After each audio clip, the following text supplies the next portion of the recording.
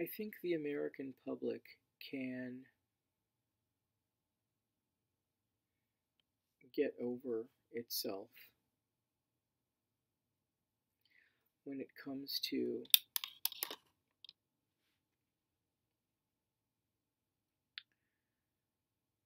the exclusion and the vilification of sex offenders, whether the sex offender is a child molester, rapist, or serial habitual sex offender, for three reasons. The first reason I think that people in America can get over the stigma of sex offense is that Americans have gotten over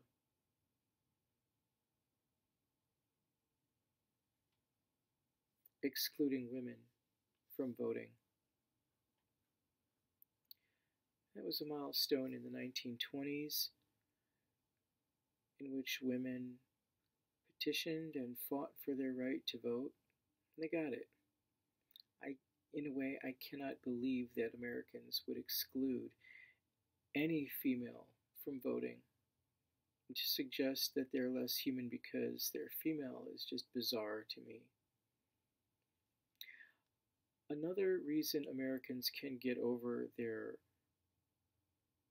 peculiar distaste for sex offenders is that they got over their peculiar distaste for African Americans who came to the United States as bullying slaves.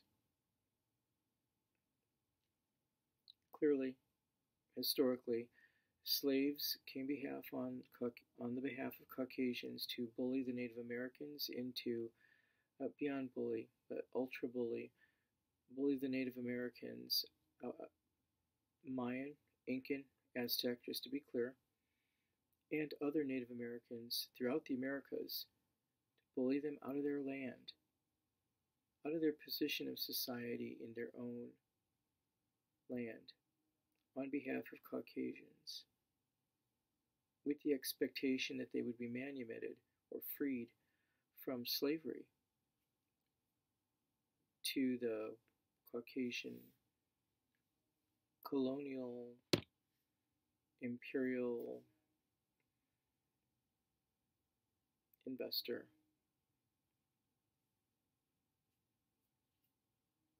So for some time the blacks were slaves in America after that bullying of the Native Americans, and they didn't like it. And the new Americans did not care so much for them either. They excluded them from participating in the government, even though many blacks helped the government of the United States of America get started. The first person to lose his life for the American benefit was Crispus Attucks, and he was a black slave.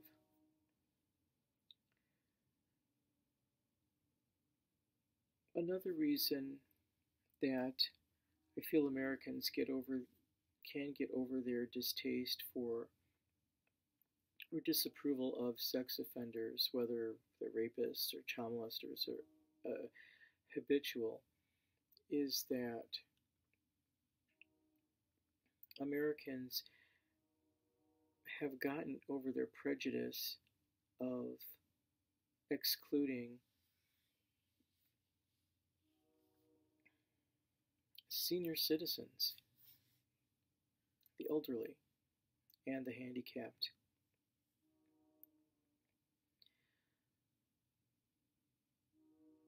What brought on all the changes? Most certainly that Americans have migrated from positions of master slave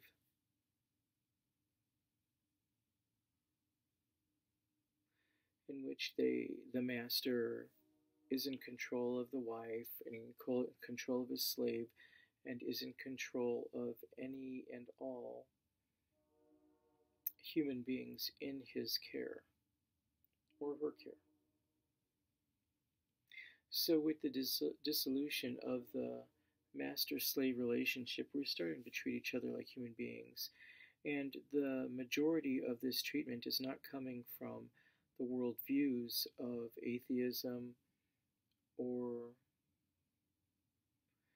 any other gigantic worldviews, but has emerged through a capitalist society, particularly in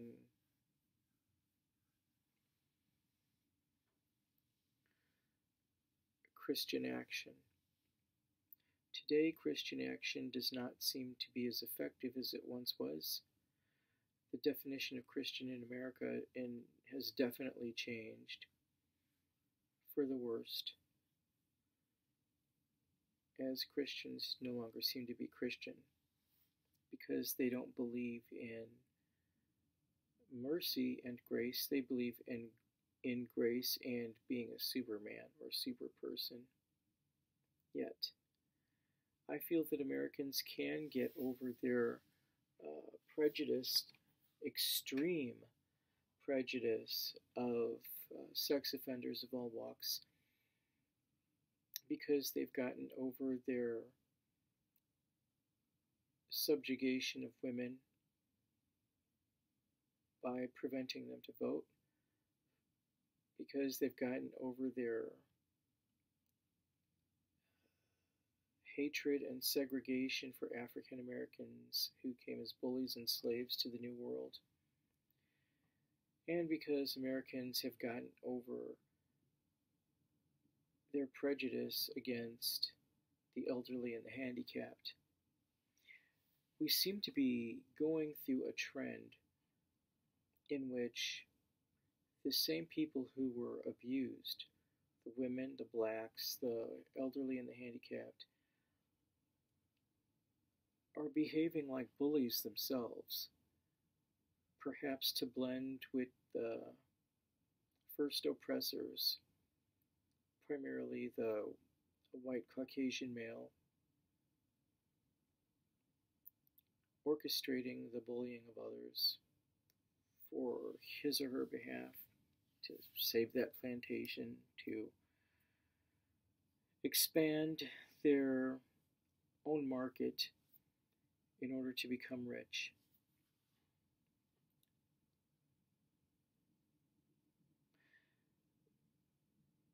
There are some celebrities who have gone out of their way to marginalize sex offenders in society.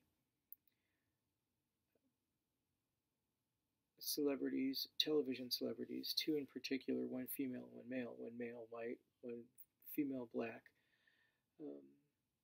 for, I'm sure,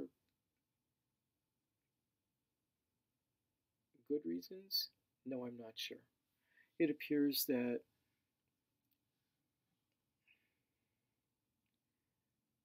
they take pleasure in bullying people who are sex offenders because it takes the heat off of them in one way or another. In the instance of the male celebrity, his son was murdered by a sex offender, and no one wants to see a child murdered. It turns out that particular sex offender never molested his child, he just murdered him. Yet that man railed on forever about sex offenders and how they're evil.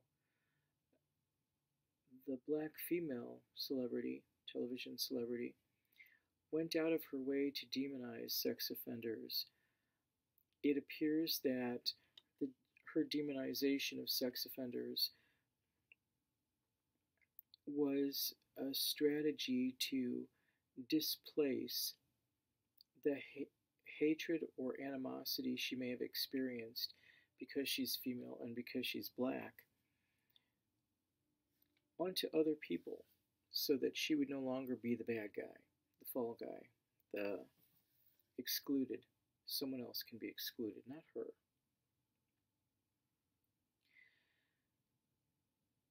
Yet, sure, no one wants to see their children hurt. No one wants to see their children mentally or physically scarred. Yet, if we all take personal accountability for our own actions and try to resolve them, that's the most important thing. Resolve issues and then make peace the best you can make peace.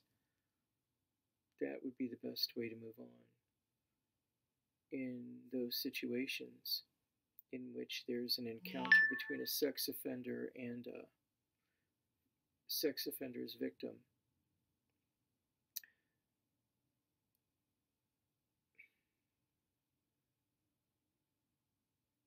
But for those three main reasons, I think that Americans can get over their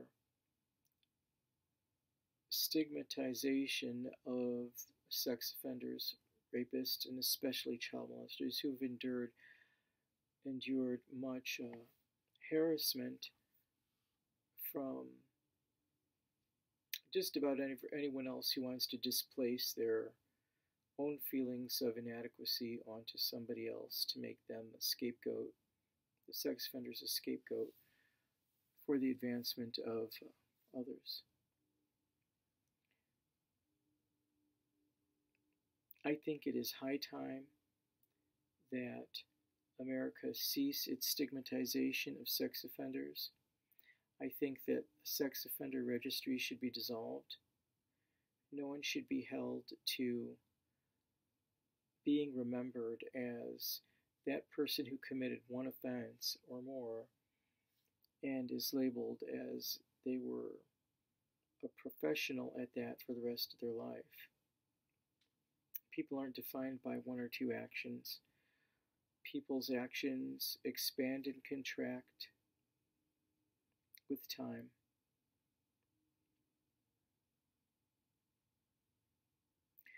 And I hope to one day see the dissolution of all laws against child molesters, sex offenders, rapists be dissolved in order to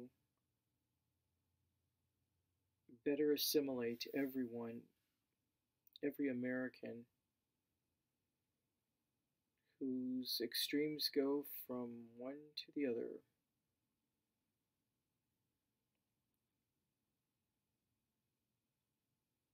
For a better quality of life for all, and for a certain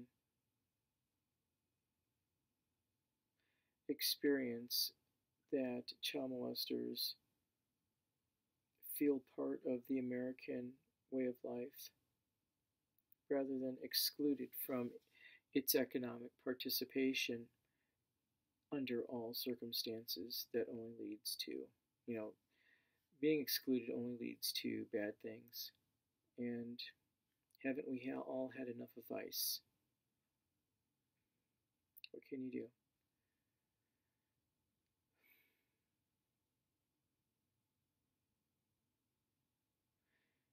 Get over it, America. It's time. Stop hating everyone.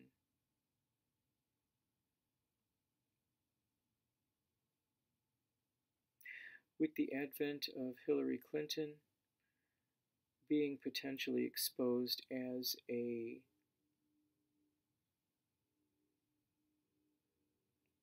leader of sex trafficking and as a leader in a pedophile network,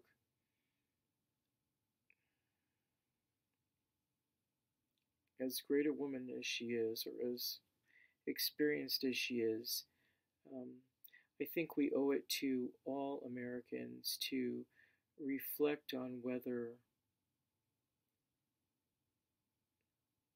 stigmatization of sex offenders is at all worth it. Clearly, it's not. That's not what America. Exclusion is not what America is built upon. It's built upon inclusion. It included women to vote. It included blacks from segregation into integration, and it included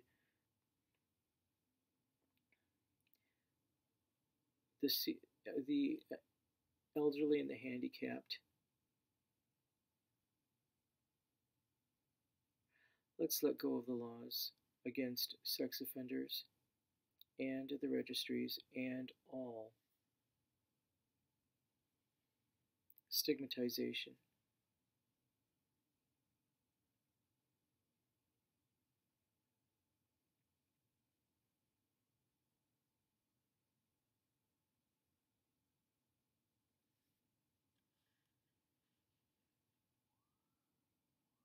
Now,